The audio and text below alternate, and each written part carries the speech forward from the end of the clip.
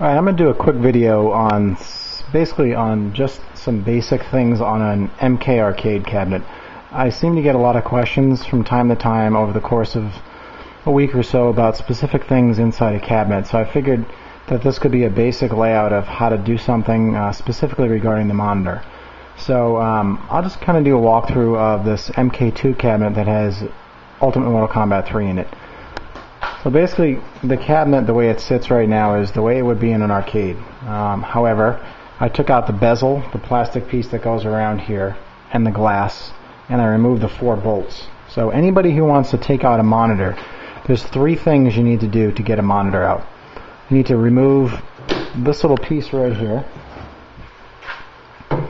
This sits right here. It's a black bar, and what it does is it holds the glass from falling down. Okay, you can kind of see how it goes on there. It's this piece right here, and it prevents there's a gap here. If you're not heavy, you can reach through, and kids could mess up your machine or do some damage to whatever. So anyways, there's some screws. You can see the holes along here. You remove those screws, and this piece comes off. You put it down wherever you want. Then there's a gap right here, and some of the old MK2 machines have a gap over here or a gap over here. You put your finger in, and you can lift the glass up and pull the glass out. Then you take the bezel out. To remove the monitor, you need to do a few things. There's 4 bolts that hold it in, one on each corner of the frame. One here, one there, and one there. The other thing you need to do before you even get to the back of the machine is figure out where your monitor adjustment board is, because this is attached to the monitor.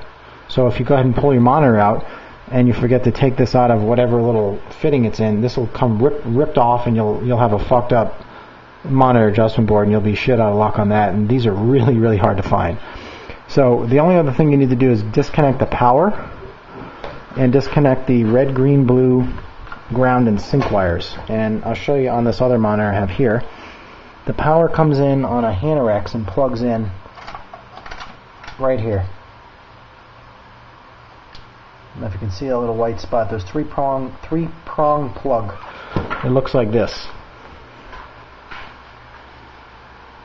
I labeled this one. This is what goes to the power inside the cabinet, and this end right here plugs into that spot like that. So you unplug this, and then you take the little red, green, blue ground and sync wire, which I don't have one in front of me here, but I can show you what the fitting looks like.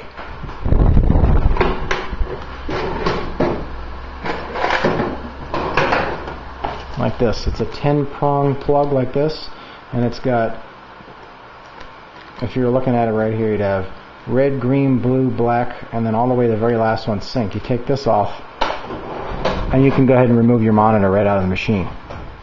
And that's pretty simple to do. The only problem is that these things weigh a ton, and there's a certain way to pull them out. You put one hand under here and one hand on top of here, and it literally pulls right out. Now when you get it on the ground and you want to move it around, you can pick it up by these 2 bars up here, and I'd probably say these things weigh a good 65-70 pounds, so you need to be careful if you're taking them out. The other thing also is, you get a lot of questions on how to open the control panel. When you open the control panel, this is the control panel, and a lot of people see me grab the joysticks and pull it open like this so you can access all the buttons and wires in the back. The way you do it is, I've shown this before, there's these little clasps right here, and they're closed. They close on this piece right here.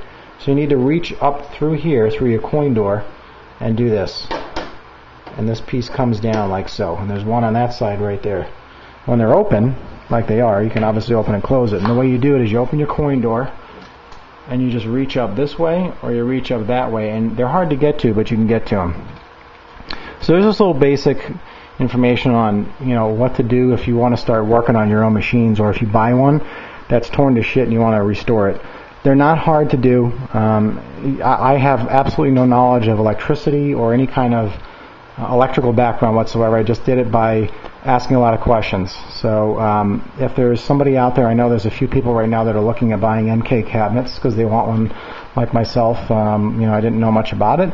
I really wanted one, and when you want something, you want to learn about it and you want to do it. So the easiest way to do it is buy yourself a cabinet. I would stress the most important thing is not even the cabinet condition, but the monitor.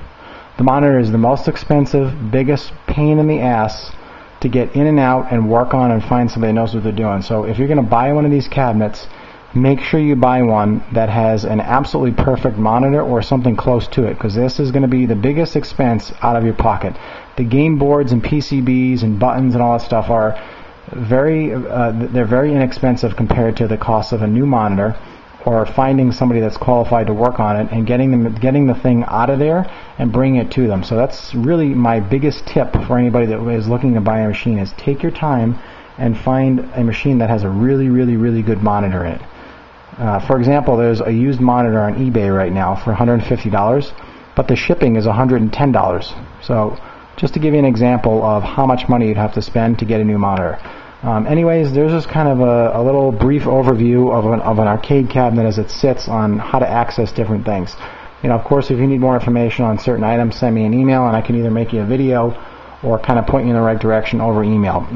This is an arcade cabinet, whereas this one's a main that I built, so it's a little different. The innards of this are a computer and a JPAC, opposed to a power supply, a PCB board that only plays one game, and some wiring for different things that go to the arcade cabinet. So maybe tomorrow or another day over the weekend I'll do a more in-depth view of the inside of an arcade cabinet, what the things are. But those of you that have been asking a bunch of questions on what particular parts do what and where they are in a cabinet, there's a quick overview of the monitor and how to get it out of there, how to access the control panel, and how to remove your monitor.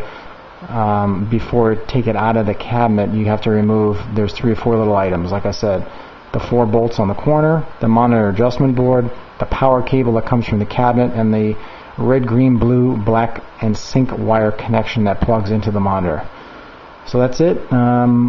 Maybe tomorrow, like I said, or the next day, I'll make another one with the machine on and show you what some stuff is on side. So hope that helps.